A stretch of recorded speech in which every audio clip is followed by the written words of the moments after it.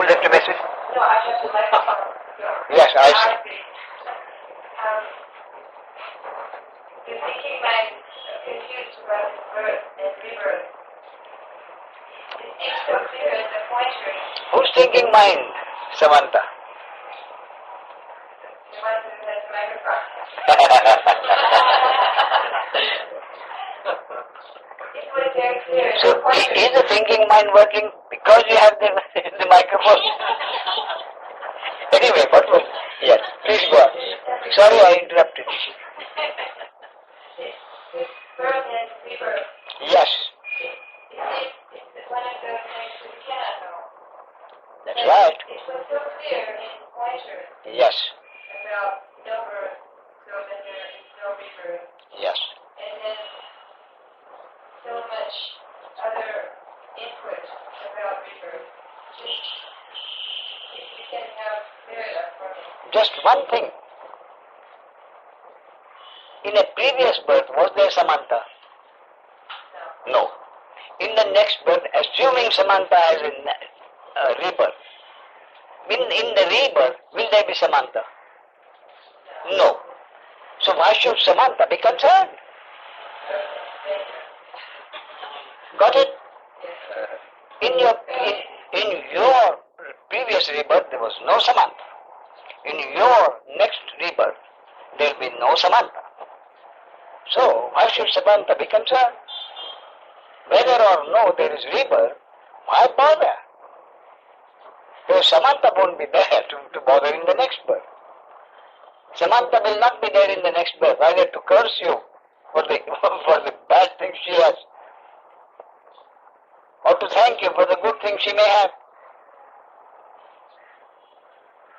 So then there's nothing much even now to have questions. What I mean is there is really no one need worry about the question. That's my point. Why worry about the question? Is there a rebirth or not? Who cares?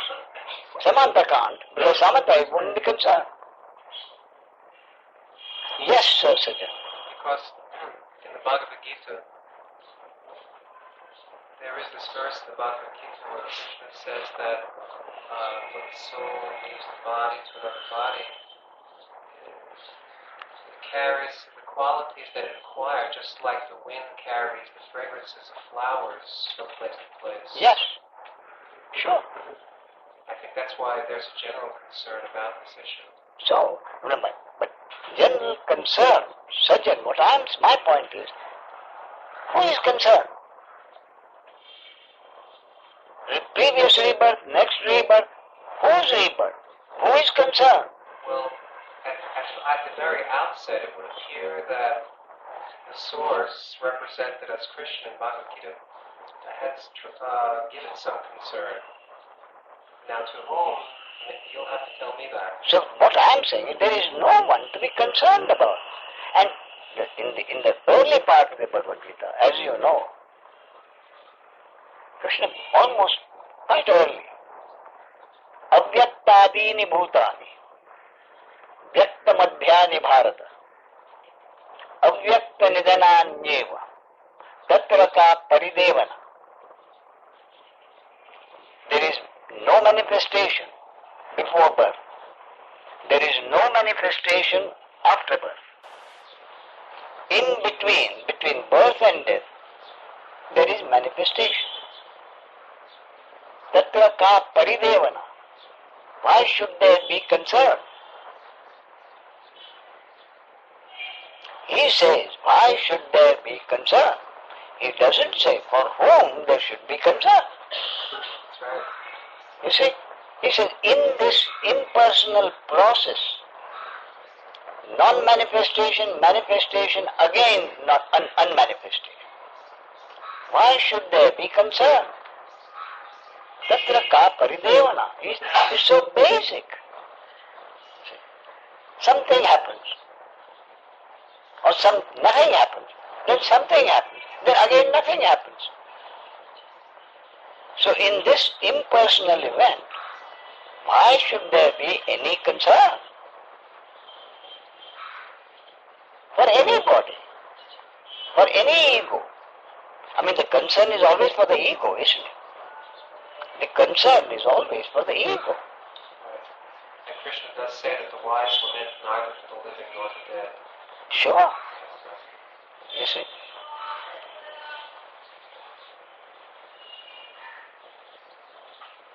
And if the ego is not carried forward, you see, the word Dehi, just as you the body, you give up the old garment and you put on new garments. So, what the Dehi does is gives up the old body and takes on new bodies. Right. That's the verse. So who is the embodied one, the Dehi? So the word Dehi, who is the Dehi? Have you got the small, my summary of the book? No, not yet. Have you got the two small leaflets about the Bhagavad Gita? Yes. I see. You see, in the Bhagavad Gita, the word used is Dehi. The Dehi, just as you change your old clothes and put on new clothes, the Dehi gives up old bodies and takes on new bodies. You'll be surprised in how many, I have said this is a misinterpretation in my summary, the 66 condensation. And I reproduced what one interpreter of the Bhagavad Gita has said. And he says, Dehi as the ego. I said, that's wrong. That is why I said, Sananda is not going to know the next body. So what goes from one body to another? Consciousness. Impersonal consciousness. So let the impersonal consciousness worry about rebirth. If someone has to worry, let the impersonal consciousness who keeps on changing bodies work. Why should Sananda be concerned? Well, I guess the logic would be that since there is only one infinite, undivided consciousness, Yes. then again, even if, let's say, someone appears as a jnani, a sage, an enlightened master, Yes. and then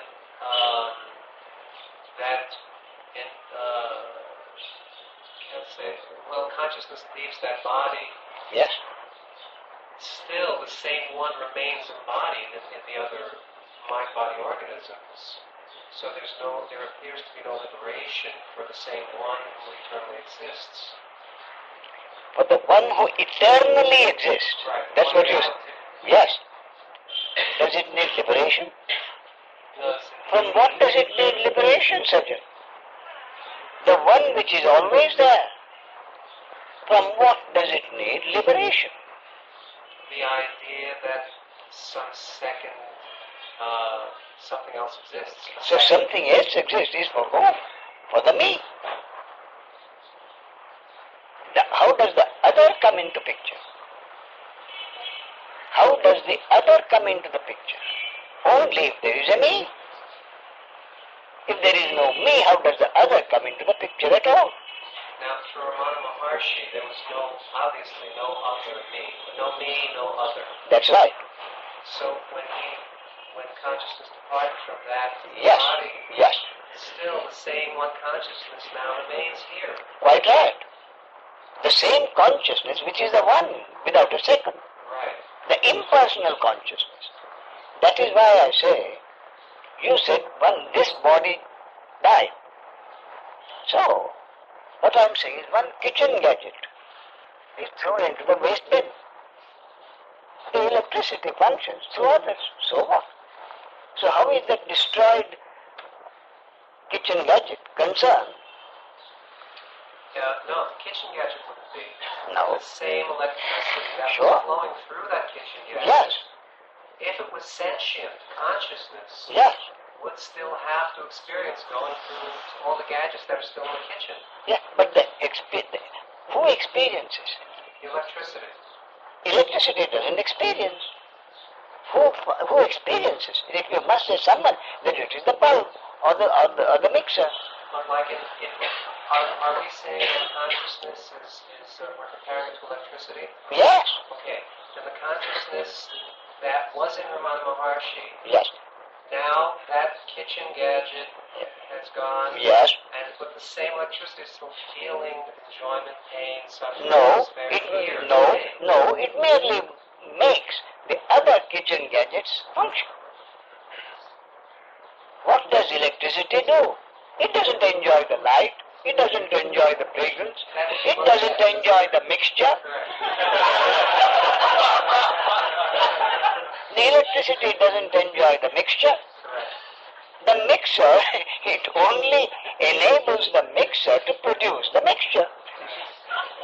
The electricity only enables the bulb to produce light. So then it doesn't matter to the source whether there's enlightened appliances or not. Quite right. Quite right. Except to the extent of maintaining the balance in the manifestation. Except to maintain the balance in the manifestation of the impersonal functioning of the manifestation. So the source is concerned with enlightenment only to the extent that that is needed in the mechanics of maintaining the balance in the universe. So the three gunas need to be balanced. Sure. In the whole universe. In the whole universe.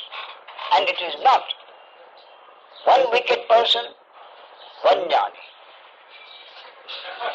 That is not the way it works. One Hitler, one jnani, no. See? One Christ, one Napoleon, no. You see? One jnani, and maybe 100 Saddam Hussein.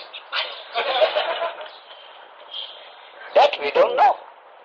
The cosmic mechanics we don't know. So, the source is concerned with enlightenment only to the extent that it is needed as part of the impersonal functioning of consciousness to maintain the balance. That's all.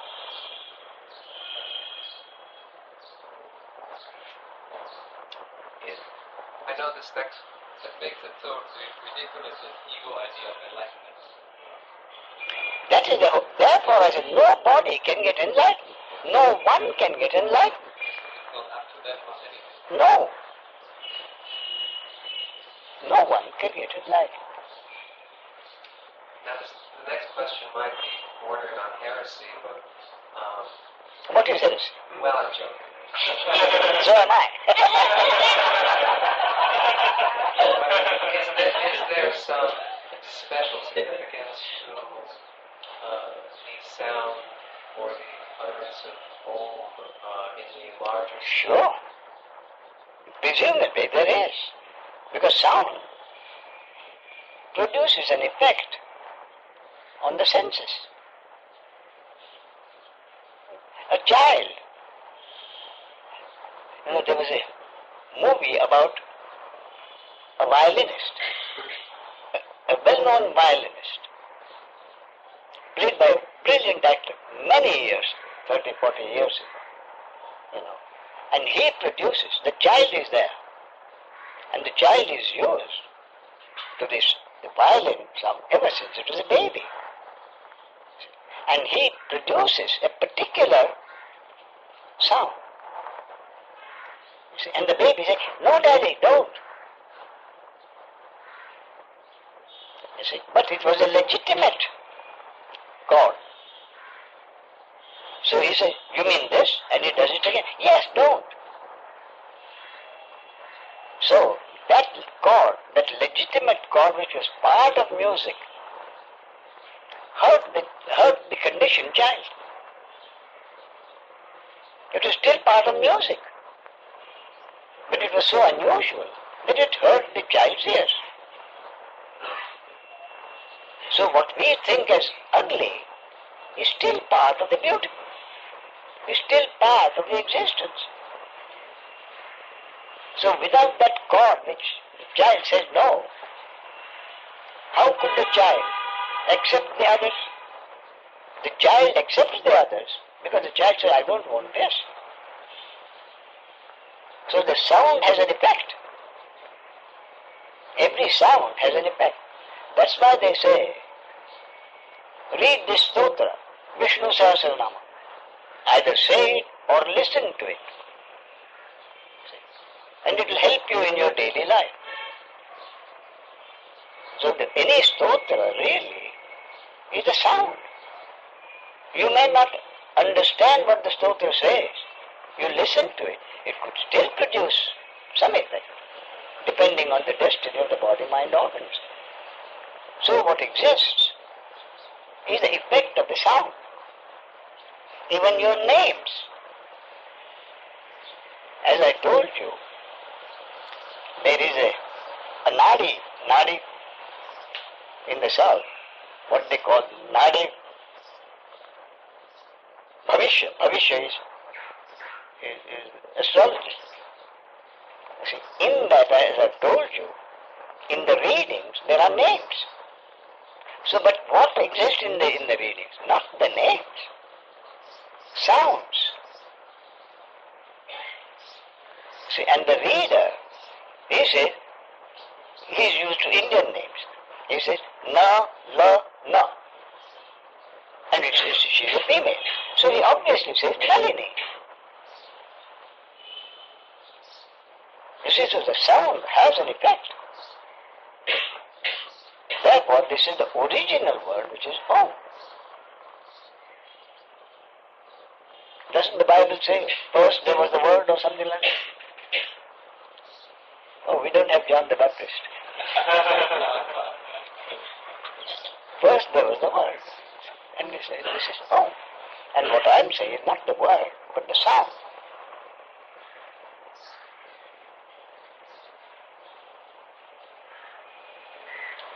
So in better understanding how to go with the flow and accept what is without a sense of doership.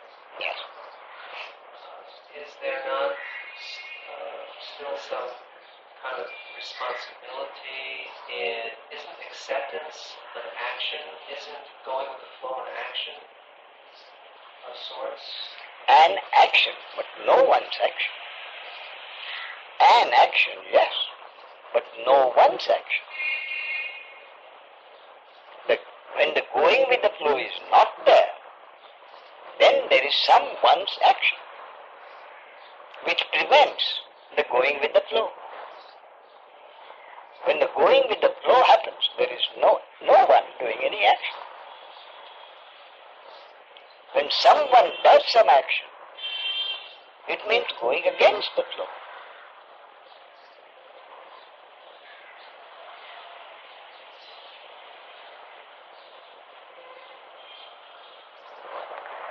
Now, all of the things that Krishna tells to Arjuna in the Bhagavad Gita, such as that he does kind of use, it is there in the Sanskrit, it appears, there's the appearance of a prescription rather than a description. That's right. In senses such as you should restrain the mind. Yes. If it goes out to the objects, Yes. you should withdraw like a turtle draws its limbs back into its shell. Yes. That is so that unless those words are used as a prescription, the individual who wants something will be totally at loss, totally at sea. He wouldn't understand it. So, he said, you should do it. But that you should do it is if you are able to. That is understood. If you are not able to, how will you do it?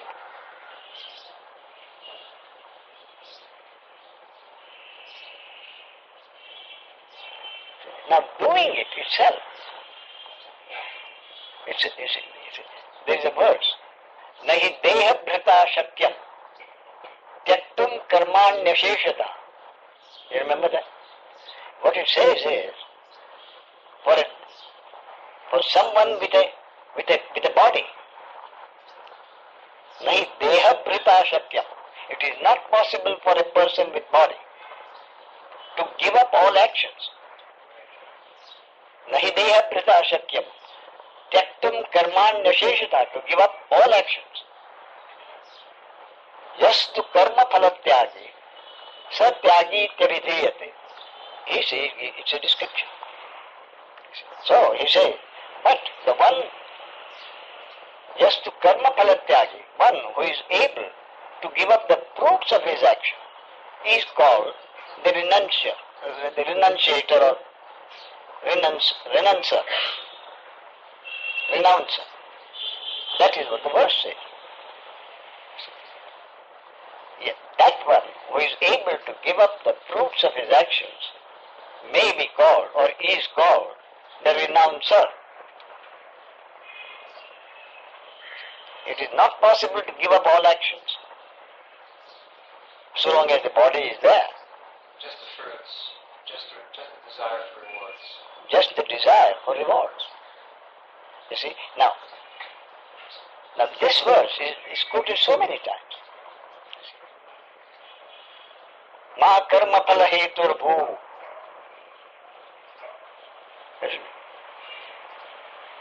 Karmanye vadikaraste. Your adhikara, right? That causes a lot of confusion. Krishna tells me I have a right. You see? But when you say I have, Krishna doesn't tell you that you have the right to choose. There is one verse though, the 18th chapter, where Yes. it tells Arjuna, now I've told you everything, now do as you like. That's right. Apparently choice. Wait a minute. Then subsequently, do you know what he says? Do as you like. Subsequently he says, you may decide not to fight, but it will be a futile decision. Do as you like. Do as you like. So, but he wants it. So, according to what you like, you may decide not to fight, but it will be a futile decision. Because the programming within your body, you have been born a warrior, you have been trained to be a warrior. That program in your body will force you to fight. Mithyaisha vyavasayasti. It will be a futile decision. Prakritistam niyoksha. Your programming will make you fight. You see? It says you're quite right. He says, do what you like. I've told you everything. Do what you like. Then he says, but if you decide not to fight, it will be a futile decision. There's some stronger confirmation of what you're speaking about in another verse where Krishna says to Arjuna that the Lord puts all beings on like a carousel, mounts them on like a Yes. carousel, and Yes. they're forced to act according to their nature, so surrender to Him. That kind of, again, it appears to be a Christian. Yantrarudhani maya. Isn't it? Right. I am inside every body-mind organism, directing how the body-mind organism will function. Yantrarudhani maya. That's it. Isn't it? Yantrarudhani maya. So even there, you think you are doing something? like Rumi, the Sufi said, do I know what I am going to do next? As much as the pen knows what it is going to write, or the ball knows where it is going to go next. So there you have the Bhagavad Gita, there you have Rumi. So this point, yastu karma phalatyagi, satyagi tyavidhiyate. He is called the renouncer,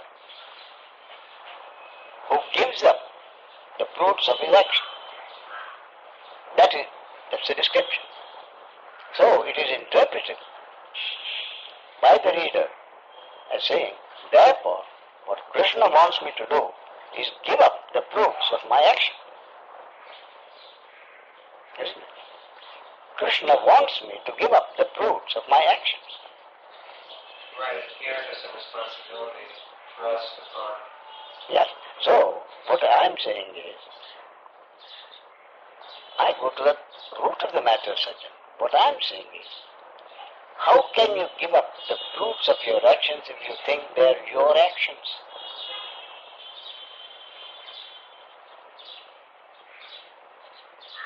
How can you give up the fruits of your actions if you think they are your actions?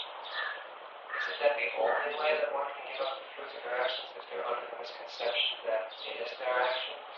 If it is their actions, then it becomes extraordinarily difficult to give up the fruits of the actions. It becomes extraordinarily difficult. Even the social worker. All you have to do is to listen to the social worker. He says, what are you? I am a social worker. I am a social worker. And it says, there's another verse where Krishna says that the jnanis should not disturb the minds of those who are too attached to work. Like that. There's a verse like that in the third chapter or fourth. What does it say, sorry? That those in knowledge Yes. should not disturb the minds of those who are attached, strongly attached to work. That's right. Right. Quite right. In other words, what he says is, what is the significance of this verse? He says, if the body-mind organism is programmed for social work, karma yoga, then forcing that body-mind organism towards jnana will be imposing something on, expecting a 5'4" man to lift 300 pounds. He is not built to lift 300 pounds. So unless someone is programmed to seek knowledge, he is programmed to do social work. So fine. So he says, let him do the social work. But in doing the social work, what I say is, understand who is doing the work. Is any action of yours your action? Find out from personal experience. That is not in the Bhagavad Gita, that is what I am saying. That's my concept. Find out from personal experience whether any action is your action or is it the mechanical reaction of the brain to something which happened over which you have no control. And only when this is found from personal experience, there is no my action, then where is the question of giving up the fruits of your action? Right, it reminds me of one verse spoken by Dr. Trey in the Bhagavad Gita, where he says, first renounce everything of the illusory world and its enjoyments, then renounce the poisonous ego thinking that you ever had anything to renounce. That's the point. I have not done anything. What is there for me to renounce? So really what happens is when this is understood, when this understanding is total, what is renounced is not the fruit of the action, but the action itself. When this understanding is there, what is renounced is not the fruits of the action, but the action itself. In other words, remain kind of in one place like Ramana did and like others, like Nityananda Baba and others like that? Just remaining passive in one place at that point? No. No. On the contrary, you cannot remain passive. There is an energy in this body-mind organism which will not let you remain passive even for a split second. You see? There's another verse there. Right. You see, the energy inside this body-mind will not let even split second. And that is my point, that you are not doing any action. The energy inside this body-mind organism will continuously every split second produce some action, physical or mental. You see, so what the Tata says in that is, let the body produce, let that energy produce any action that it thinks fit. And what will it think fit? The way the body is organized, is programmed. Again, it's the same thing. Therefore, you understand it's never your action. That's what the Tatra also says. Do not consider it your action. Then my point is, then your giving up the fruits of the action cannot arise. When will the question of giving up the fruits of your action arise? When you think it's my action. And then it's extraordinarily difficult. Now, Shankaracharya, in his commentary on the second chapter of the Bhagavad Gita, states that there's not the slightest possibility of combining the paths of action and knowledge together. Combining. Whereas Ramana Maharshi is pointing to what up to him, and he said, no, it can be done. Can you explain a little about that? You see now, actually, the question doesn't arise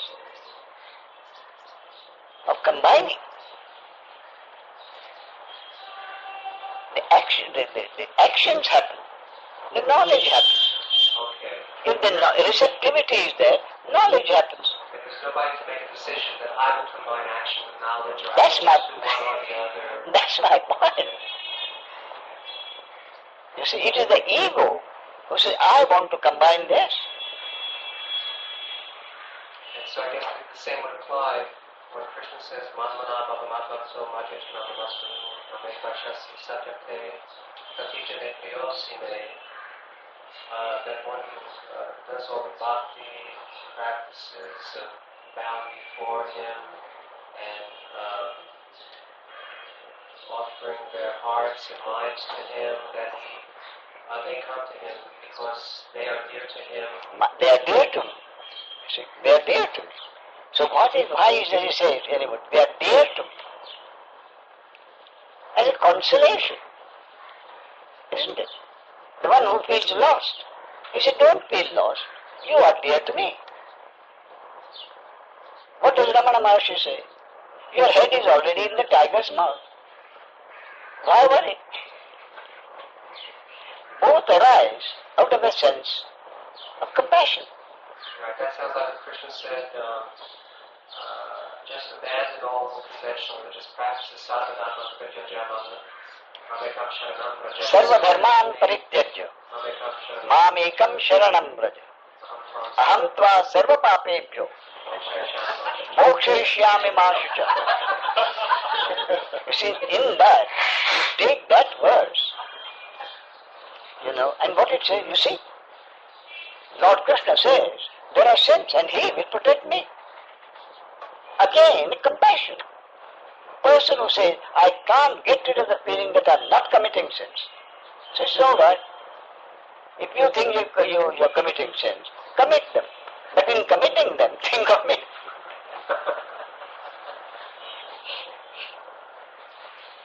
And of course there's another verse where Krishna says, even those who commit abominable activities, if they That's right. surrender to me, then I purify their hearts and make them righteous. Nahanti na nibadhyate. Isn't it? The one who accepts that he is not the doer, he neither kills, nor does he attract any sin. Nahanti na nibadhyate. He neither kills nor is he bound.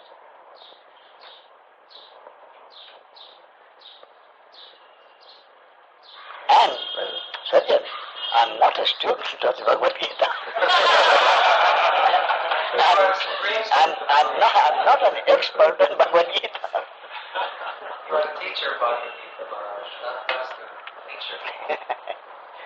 You see, and those who consider themselves exponents of the Bhagavad Gita, do not, if you want to confront them out of mischief or fun, confront them with one verse. Nadatte kasyachit papam, nachaiva sukritam vibhu.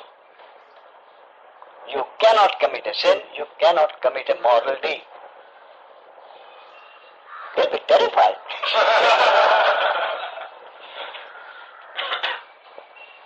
They don't like that verse.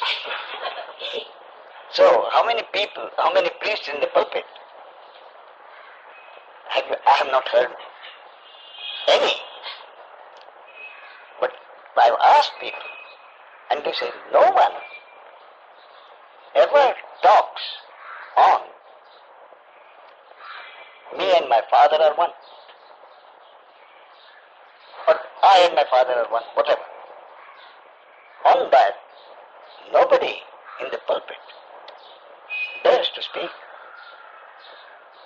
We'll speak on lots of things which advising you what you should do.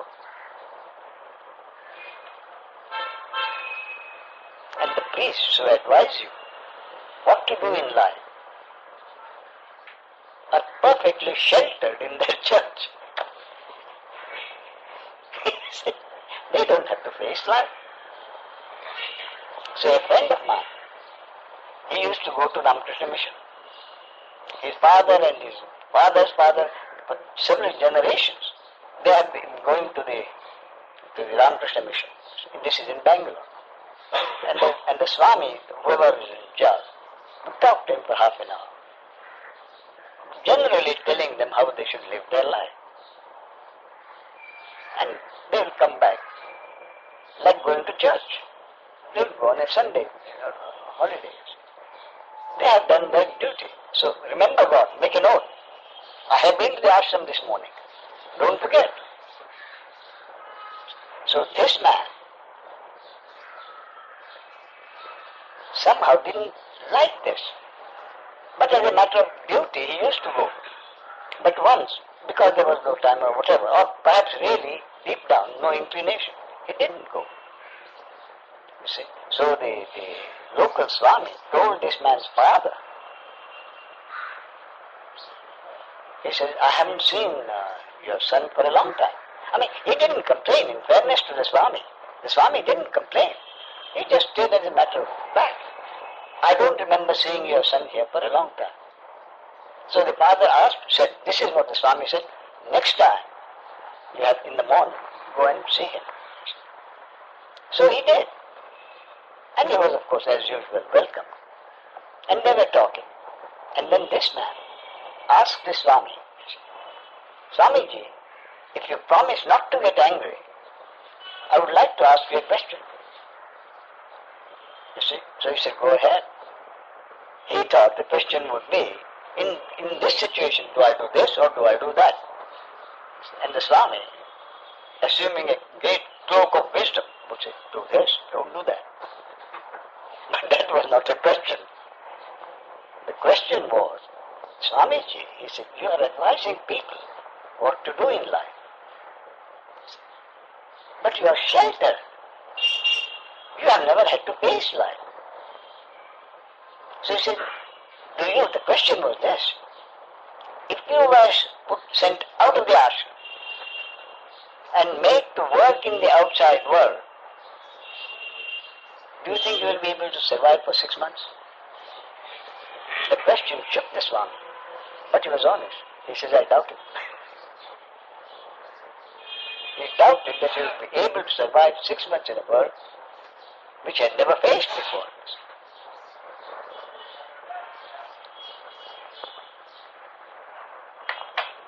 Yes, Tukaran. The question I had, we were speaking yesterday about how we all have our program. Yes. And he now simply, the Swami simply about the fish out of the water. If he had to go to the ashram, that his body might condition adapt very well to this ashram life. Yes. But that So, it's no lack of his that he can't survive in this other environment. It just happens no. to be So this man didn't blame the Swami for not being able to survive 6 months. That's what he himself thought. And the Swami accepted it. So his point really was this. You have no experience of facing life. And yet you choose to advise people on how to live their life in a world where you have never seen. Couldn't one say that to Lord Krishna himself? What? Who are you who have never been Oh, Krishna? identified as we are in this Oh, wait a minute. science world? Oh, wait a minute. Lord Krishna didn't live in the Himalayas. He was a king. He has his own duties. He has his own enemies. But was he ever Lived his life? Certainly. He lived his life. In the as a supreme guy? No, on the contrary, as one of the kings, Yes. with his own problems. But I think he means he didn't like suffer like an ordinary person, like different trials and He never, tribulations. he was never identified, he never thought that Therefore, I am Krishna, sure. king. Yes. He always had this other view. Yes, but he still lived in the world. And because of the understanding, he didn't suffer. So, How could he find somebody who suffered? I mean, He never suffered. why do you people come here? I don't never thought that, but I'm just saying, what could make that criticism? No, Not that I make it. no. The criticism here was that he was advising people how to live their lives. Whereas he himself had, but Lord Krishna lived his life as one of the ordinary mortals with their own programming. Which is, he was born, which is what he told Arjuna. You were born to be a warrior, you have been trained to be a warrior. Same thing applies to Lord Krishna. In addition, he was a king. He was programmed to be a warrior. He was born to be a warrior, conditioned to be a warrior, trained to be a warrior. So Lord Krishna concerned himself as a warrior. And when the two opponents went to him, you know that, don't you? Duryodhana and Arjuna both approached him for help as an ally. So Duryodhana went first. And Krishna was lying, reclining against a cushion. So Duryodhana, as a matter of equality, he was a king, I am a king. So my host is reclining against him. So he went and reclined beside him, waiting for him. Not waking him up, waiting for him to wake up.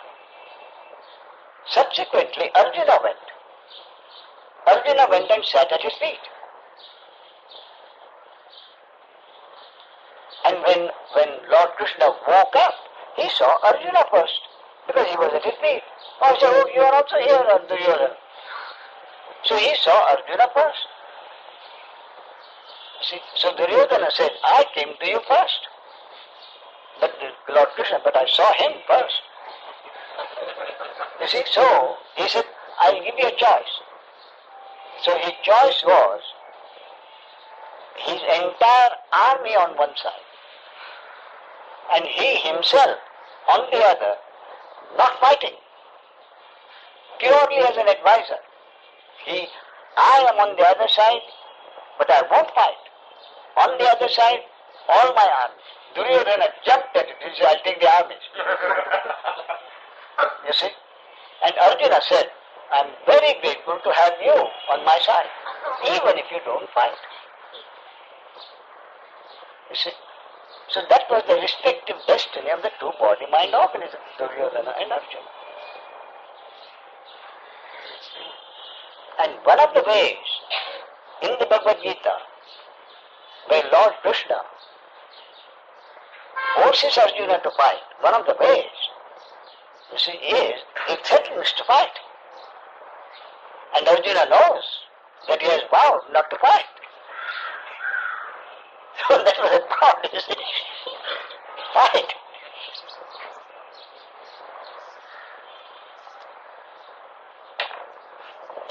Yes.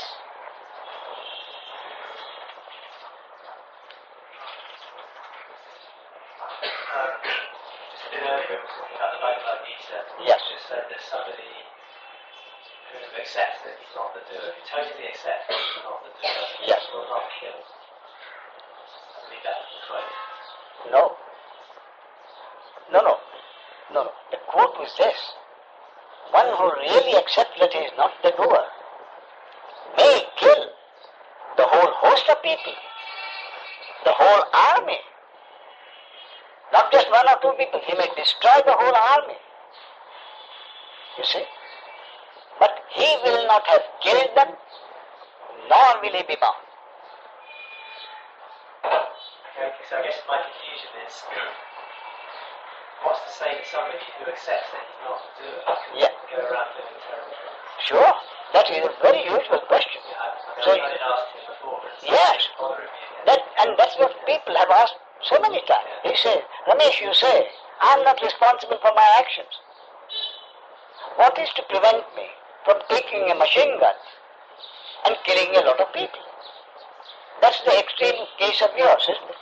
Yeah. That's your question. Yeah, right. That's your question in the extreme, to an extreme degree, isn't it?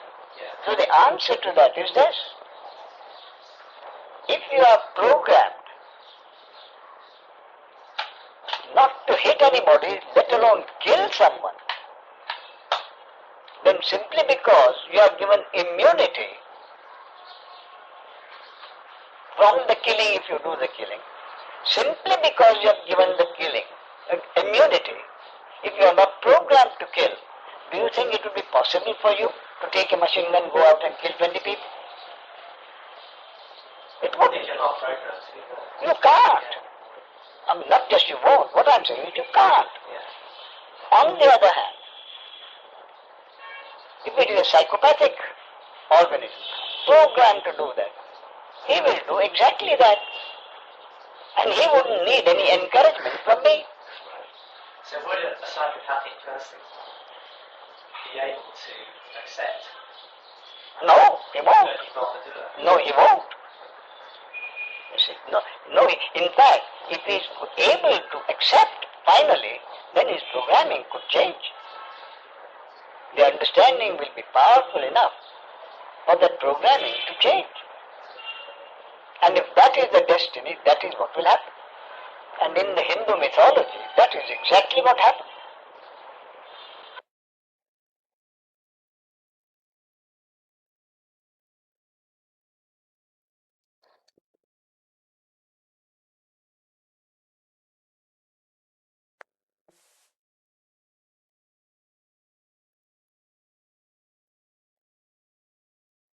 And is the reason that someone who did not identify himself as the doer would not hurt anybody? Yes. Is that because it's like they're seeing everything as one?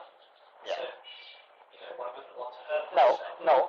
That has been explained by Lord Krishna again. You see, what he says is, he tells Krishna, I have already, the whole point of the Bhagavad Gita was that Arjuna, when he's brought face to face with his enemies, whom does he see? His friends and relatives, cousins, even his preceptors. You see, having seen that, he's so shocked, he's so stunned. He drops his bow and tells Lord Krishna, who was his Sarathi, who was his charioteer. He says, I can't fight. I can't kill. I cannot kill my friends, relatives, my preceptors. How can I kill my preceptors? And he says, no, I won't fight. That is the beginning of it. You see? So at one point, Lord Krishna tells Arjuna, he says, I, as time, have already killed them. That means what he says is the whole movie is already there. I, as time, have already killed them. And your role is merely to be the instrument through which they are going to be killed. So the sense of doership being that I am not killing anybody, I am not doing the charity of $1 million. The charity of $1 million is being done because that is the will of the source through this body-mind organism. I am not killing these people. The killing, that they should be killed by this body-mind organism was the destiny of those body-mind organisms. And the destiny of this body-mind organism is to kill those people. That is so. No one kills anybody. If there is a murder, your name is Matthew. If there is a murder, what really happens, Matthew? There are two body-mind organisms involved. The destiny of one body-mind organism is to be killed. The destiny of that body-mind organism is to die by being killed by somebody. And the destiny of the other body-mind organism is to kill that particular body-mind organism. And how often have you said, I didn't mean to do that?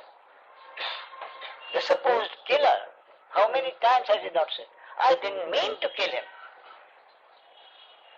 Probably a lot of killers do say that. Yes, and mean it. Yeah. And mean it. And yet, he did kill. So what I'm saying is, the destiny of one body-mind organism was to be killed. And the destiny of another body-mind organism do the killing. That was the destiny of the respective body-mind organisms, according to the will of the source. It was the destiny. And the killing was the destiny of that body-mind organism which did the killing, through which the killing happened. And the consequences of that act are also the destiny of the same body-mind organism. Not all crimes are detected. Not all murderers are executed. And sometimes the innocent people are executed. Yeah, but at this point, everything is nothing. It's like absolute. I mean, like the philosophy of the nihilist, I remember the right translation in English. I mean, nothing is not. Why struggle? If I'm already all there, Yes. why struggle? Why do that? Why do that? Why? Yeah. In a way, the more I get detached from my ego, the more useless everything appears. Yes.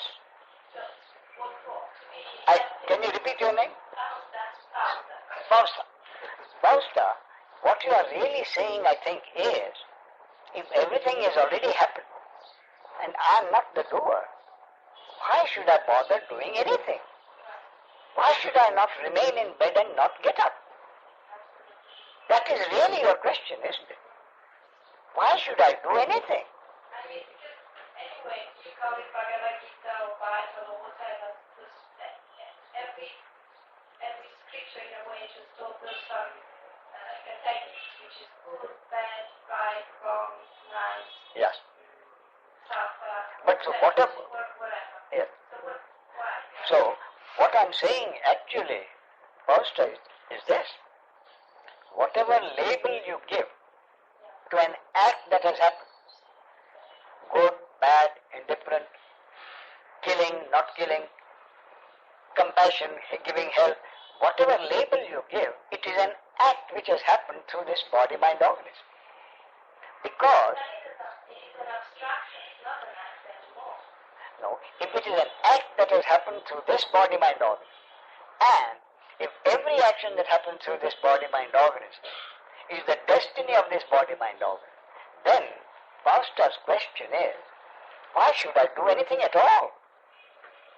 That is your question, isn't it? Why should I do anything at all? The answer is, that you think you are doing something is itself a misconception.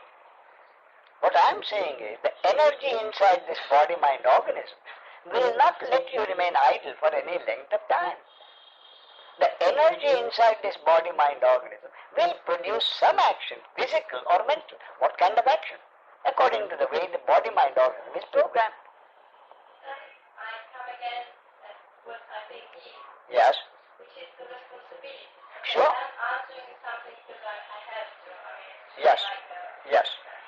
but then I have the responsibility of what I'm doing. Yes. So that again I'm saying, I mean, you are quite right. What I'm saying is, Fausta does not do any action. The action happens. Why does the action happen? Because that action happened because that action, happening of that action is the destiny of this body-mind organism. The destiny of the body-mind organism is stamped at the moment of conception. And the moment of conception, the destiny of that conception may be not to be born at all. In which case, that conception will be aborted. It will not even be born. But if the destiny of that conception is to be born, and to live for 80 or 90 or 100 years, or 30 years, what happens during that lifespan is also stamped at the moment of conception. Now this is a concept. So my concept is that what is going to happen during the lifetime of a conception is stamped at the moment of conception, including the very first beginning, whether it will be born at all.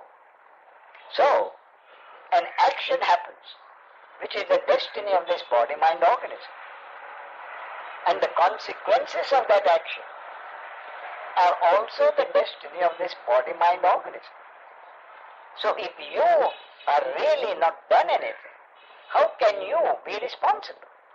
That is why I say, even if you have committed a murder, whether that murder will be punished or not is the destiny of this body-mind organism.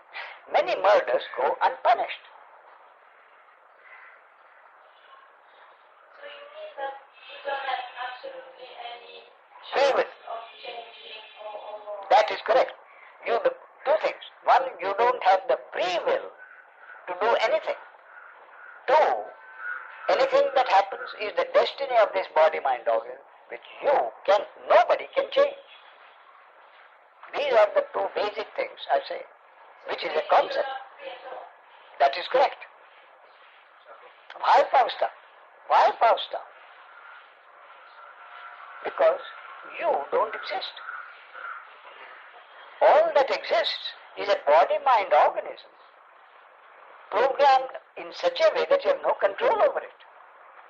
And by programming I mean, you had no choice in being born to particular parents. Therefore you had no choice about the genes. For the same reason, you had no choice in being born in a particular environment. Therefore you had no choice about the conditioning. So the genes plus conditioning together is the programming that I'm saying. So that is the programming in this body-mind organism. So what exists? What exists is a body-mind organism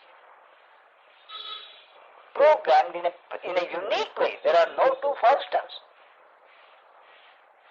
Fausta is uniquely programmed in such a way. So then I can understand what I'm doing here. If I'm not doing anything. So you are not doing anything.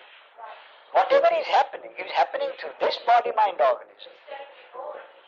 Sorry? And it's terribly boring if I don't have any free Any motivation. motivation. So, is it? So because in the I'm Catholic, and in my religion, Yes. they say the same thing. I mean, you down there, you have the destiny, God, eternal, whatever. That's right. Yeah, They give a little chance, which I see. I don't even know how to translate it in English, which means that you have a little bit of free will to modify your as you say, I mean, and this is something which belongs to you and not to him. I see.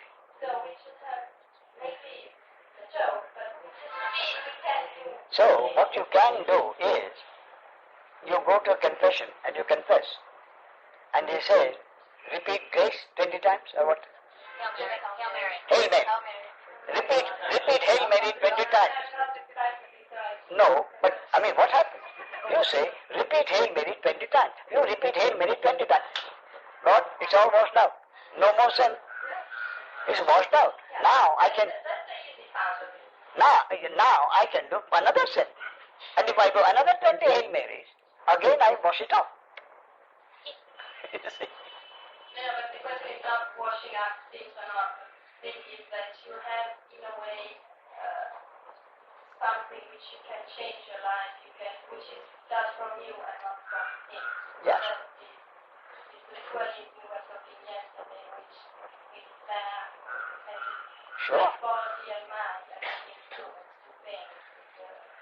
So otherwise it's difficult to think why to live, why to struggle, why to have feelings, why to suffer, why to Yes. So, because at the end it's you. yeah. But what you're saying is, then if you are saying there is no struggling, that is not true. The struggling happens. Only thing is, then there is no Fausta who says, I struggled. I didn't get what I want. Therefore I am unhappy. That will not be there. You will accept that whatever has happened, because that is the destiny of this body mind. And I'm not even saying that you should be able to accept your destiny. You may not be able to accept your destiny. You see, you may grumble about your destiny. So if the grumbling about your destiny is to happen, that is part of the destiny. And if you mean it's boring, I agree. But I would ask you one thing. Would you rather be bored than unhappy? Would you rather not be bored than be unhappy? If you say, I prefer to be unhappy, fine. Then you will be unhappy at one time, happy at another time. Happy, unhappy, happy. Pardon? It's a horrible choice.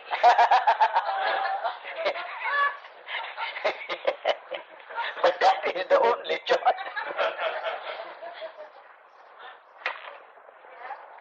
Yes. Sorry, you had to ask, wanted to ask you later? Okay. Yes. 3 years ago. I see. Yes. One of my concerns during this year is to see Yes. if there is a purpose. I'm sorry? There is a purpose. Yes. Not the impersonal intelligence has a purpose.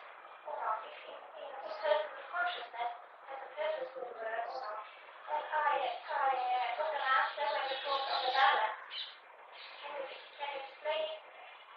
You see, Explain it more? yes, life as we know it, or the manifestation, or the functioning of the manifestation, has been going on for millions of years, isn't it? And in those millions of years, there have always been opposites. Good, bad, beautiful, ugly. So the interconnected opposites have always been there. But if there was too much of one, then the world would have collapsed. But the world has not collapsed. The world has been going on. But I am not talking of this world. When I say there is balance, not balance in the life of one person. I am not saying balance in the life of... That is correct. Not balance in the life of one person or even one nation or even on the earth. You see? So that what I am saying is, if for the balance in the universe to be maintained, the earth has to be destroyed. The earth will be destroyed and the balance will still be maintained. That is the balance I am talking about.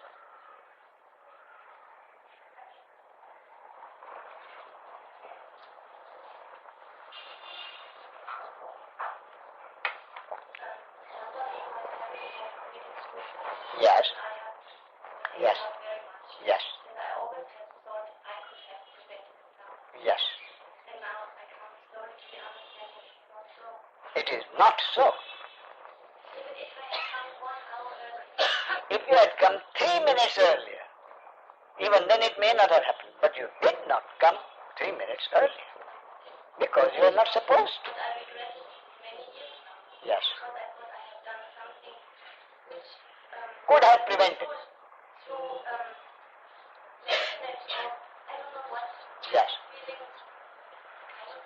Of course you did. You see, each time you think you could have done something, then you feel guilt. But my point is, nothing is in your control. And one thing more, not only is it not in your control, it was not in the control of the person who committed suicide. The person committed suicide. So, there are 4 ways of dying. And which way so you die a natural death, or you die in an accident, or you get murdered, or you commit suicide. Which way the body is going to die is stamped at the moment of conception as part of the destiny. So if that body-mind organism was destined to commit suicide, no power on earth could have prevented it. So there is absolutely no reason why you should feel any guilt. No reason at all. Even made my sister feel guilty because she said she wanted to phone me and tell me that she's not well and that I should come, but she didn't. And I said, why didn't you do it? Because we had a very Close relationship, yes. But that's the point. No, that's why I said not your sister, not any power on earth could have prevented it. Because that is the destiny of that body-mind organism, to die by suicide. I'm sorry? I will tell her. Yes, do tell her, yes. Tell her that you don't hold her responsible anymore. So I mean, it will be a relief to her. I'm sure it will.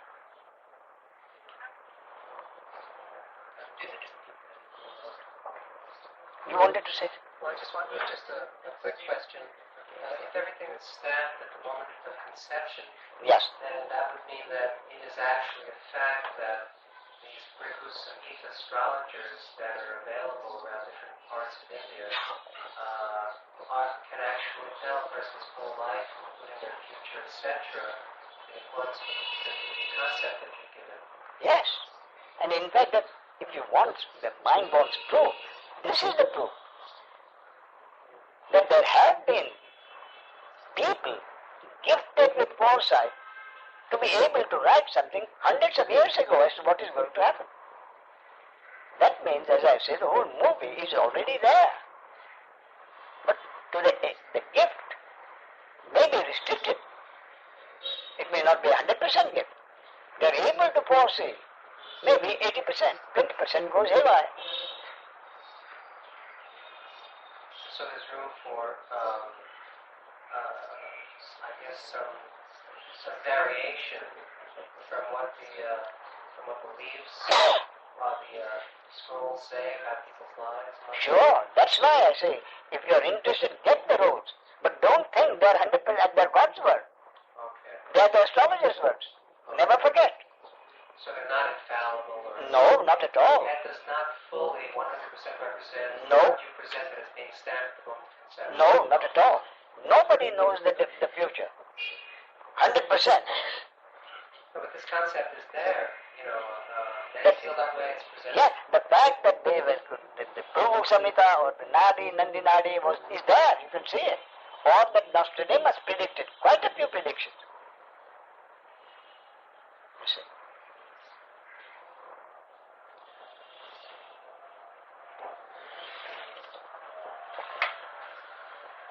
Yes, my mother gave me suicide, and to say you don't think I can look at my whole body still. The strain of it. So Yes, sure. very understanding not to be good and angry. You understand? Now, are you making a statement or are you putting a question? You're stating something. Yes, I'm saying that if I want to say don't presume, Yes, I think one has to have very deep understanding. of course. Sure. I understand that. I see. Yeah.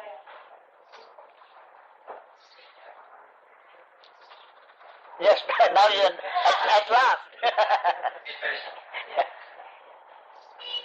So coming to the questions of this lady before. Yes, first, before I forget. So we don't have any free will. I mean, God decides to do something with us, and we have to be God. Well, I will make a slight change, and this is God has decided God has decided. already. Yes.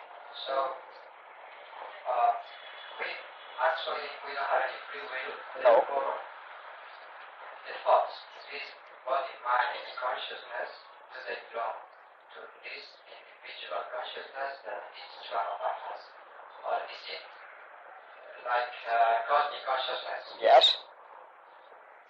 Whether you call it universal consciousness, impersonal consciousness, cosmic consciousness, makes no difference.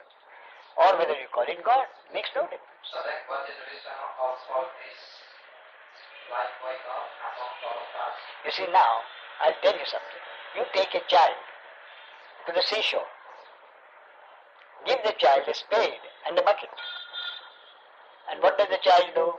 Dig up the wet sand, make a doll or a castle out of it. You see, and then when you say, time to go home, the child just kicks it away. So if you ask the child, why did you build it?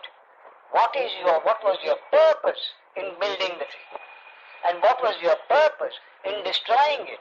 You think the child will understand your question? No purpose. The child purpose? He says, what purpose? He says, I like to build this. I built it. Then we are going home. I kicked it. I like to build it, I built it. I like to destroy it, I destroy it. Where's the purpose?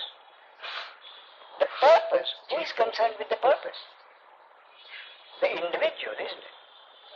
The individual is concerned with the purpose. So something which happens spontaneously, potential energy, activates itself into this manifestation. So the word that is used in the Hindu scripture is Leela, God's game. How do we come to know that is God's, how to interpret that this is God's Leela, God's play? You mean how do we know? Yes, from our limited consciousness. So as you say, with your limited intellect, there's nothing you can ever know. Therefore, whatever you think you know is a concept. You see. So, there can be no knowledge. The only knowledge you can have is that you exist. I exist. I am. Not as so and so, but that there is existence. I exist. I am is the only truth. Everything else is a concept. Everything any sage has ever written or said, everything any scripture of any religion has said is a concept, which some people may accept, some people may not. The only truth which nobody can deny is that he or she exists, that there is existence. So this existence, this impersonal awareness of existence, I am, is the only truth which no one can deny. Everything else is a concept. What can be this, let's say, mind, brain, consciousness, the same thing? Of course, if there's a stroke, that's supposed to again our brain, the brain gets damaged. So, the concepts change. But the consciousness is always the same, therefore. The consciousness always exists. It is the same one consciousness. Other than consciousness of God, nothing exists. So why are we not aware fully of that I am? Why should you? Why should I not? Yes, so you are asking why, and I'm saying why should you? But I'll tell you why you should, why you're not able to. A created object cannot understand the will of the creator subject. You paint a picture, and in that picture you have a form. You have a man or a woman. Now, is it possible for that man or the woman to know why, the purpose of your creating that picture? Same thing. That is a created object which cannot know the purpose of the creator. This created object cannot know the will or the purpose of the creator subject. Okay, one last question. Yes. Now I see the picture of Maharshi there. Yes. And there. And there. So, if the sage gets a state of supreme consciousness, when he comes into the normal living, everybody else, Yes. he still keeps that state of supreme consciousness. No, he doesn't keep that state of supreme consciousness. His state is still exactly what is your state. You see, only thing is, that state which exists always has been covered by this sense of personal doership. In the case of Ramana Maharshi or any other sage, the I am is always there, the conscious, but it is not covered or hidden by an individual sense of personal doership. So whatever happens, you say he or she did it or I did it. Whereas Ramana Maharshi would see whatever happens and accept it as something which is part of the impersonal functioning of consciousness. Nobody does in it. That is the only understanding which distinguishes a sage from an ordinary person. The sage sees the same thing that you see. Only thing that he understands is nobody has done anything. It has just happened because it is the will of God or the source or consciousness. So we have destinies, we can change it, No. we have free wills, we No. can do anything about it. That is correct. And therefore, as Fausta said, it is boring. All right, so it's boring.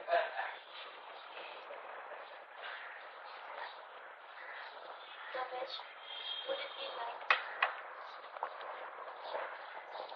like if I go to the cinema and I where every moment that I'm watching a movie? Yes.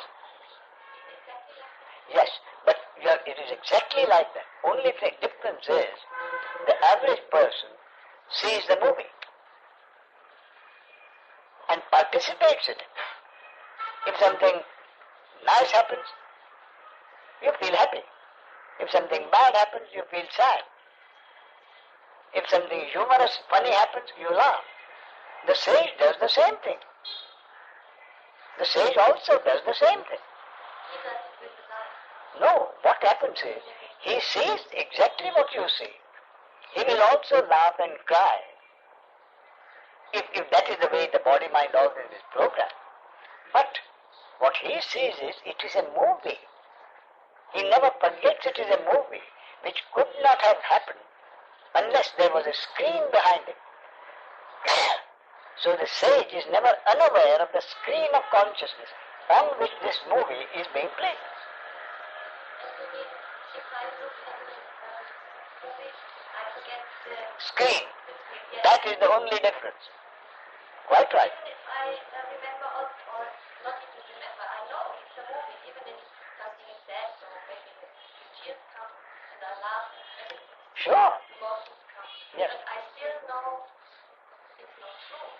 Yes. Yeah. So, because you are seeing a movie, so when you understand that this is also a movie, Yes, sometimes. and therefore it's not true as you say, then there's no problem. There I forget. Sure. And in real life I forget. Yes, because that is the destiny of this body-mind organism at the moment to forget. And then it might also be the destiny that I remember more and more. Sure. Certainly. Sure. If that is the destiny of this body-mind organism, then as you say, more and more remembering will happen. Sure. Slowly it dawns on me that there is nothing to do. That is correct. And that makes me sometimes so desperate that it's futile. Any even a thought about it is futile. Yes. And still it goes on. And still it goes on. So, what will you do? Your name is? Alice, yes. So Alice, what you have just said, having done that, having accepted what you have just said, what can Alice do? Nothing. So knowing that Alice can do nothing, what does Alice do? Witness whatever is happening as a movie over which she has no control. The movie is happening. So you watch it. So I cannot even do anything to be aware of it, not forget it. It's like I forget my pen at home, what can I do? I have forgotten it. Yes. That's happening. So at any moment something happens. You accept that whatever happens at the moment is what is supposed to happen. If whatever it is hard all the time, not sometimes. It is hard most of the time, Alice.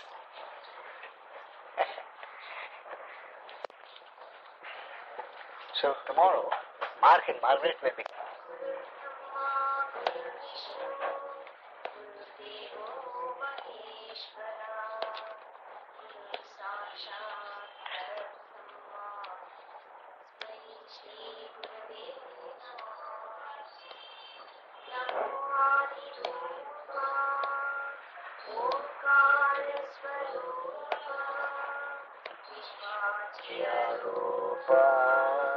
Maya Baba Ya Satyene Tujhe Gurgaon Sukhi Raho Sarvada Shroda Shivata Jnanasi Anjana Hone Jane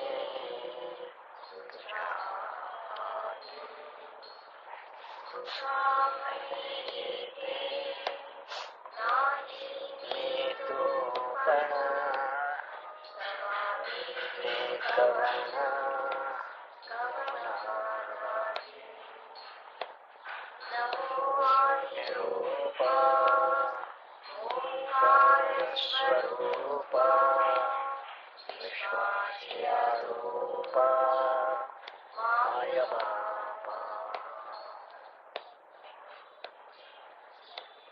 माझे माहेर पंढरी आहे देवरेच्या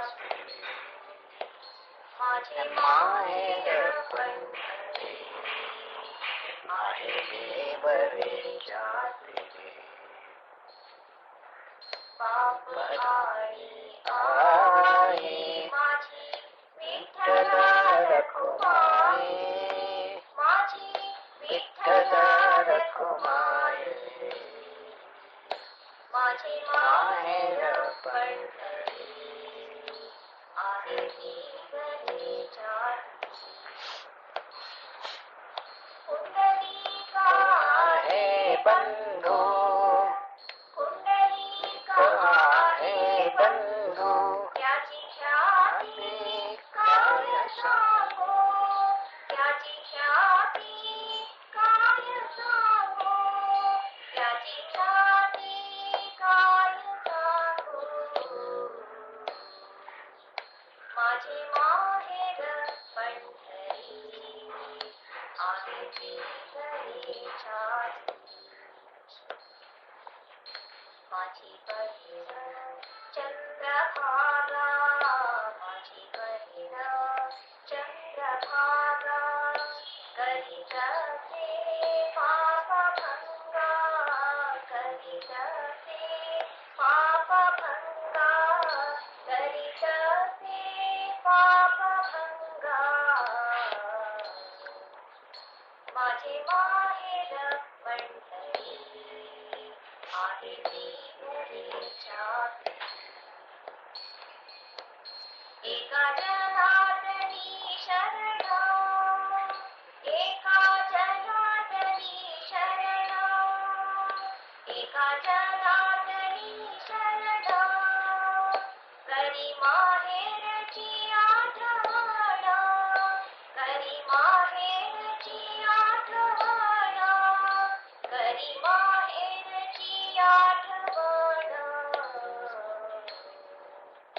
माझे माहेर पंढरी आहे देवरेच्या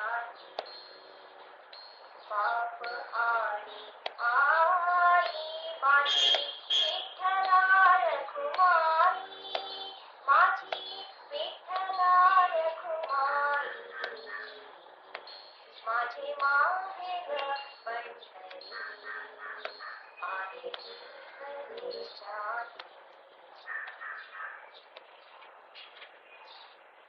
हजारो अथवा राहो पांडुरंगी देहभाव हजारो अथवा राहो पांडुरंगी देहभाव चरण सोरी सर्वथा तुझी आण पंढरीनाथा तुझी आण पंढरीनाथा देह जावो अथवा राहो पांडुरंगी देहभाव वदनी तुझे मंगलनाम वदनी तुझे मंगलनाम हृदयी अखंडित प्रेम हृदयी अखंडित प्रेम देह जावो अथवा राहो पांडुरंगी देहभाव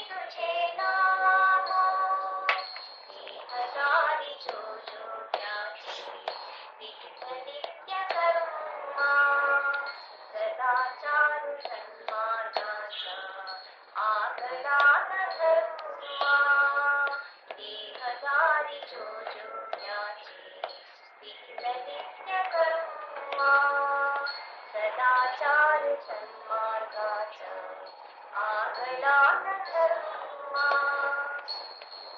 तुला आवडे ते हाती घडो नित्यकर्मा तुला आवडे ते हाती घडो नित्यकर्मा देह प्रपंचाचा दास सुखे करो काम सुखे करो काम तुझे रूप चित्ती राहो मुखी तुझे नाम तुझा परिवारी नाही देह भाव सारा तुझे अंतराळी आत्मा सोडली पसारा तुझा परिवारी नाही देह भाव सारा तुझे अंतराळी आत्मा सोडली पसारा नाम तुझे घेतो गोरा नाम तुझे घेतो गोरा होऊनी निष्कामा नाम तुझे घेतो गोरा होऊनी निष्कामा देह प्रपंचाचा दास सुखे करो काम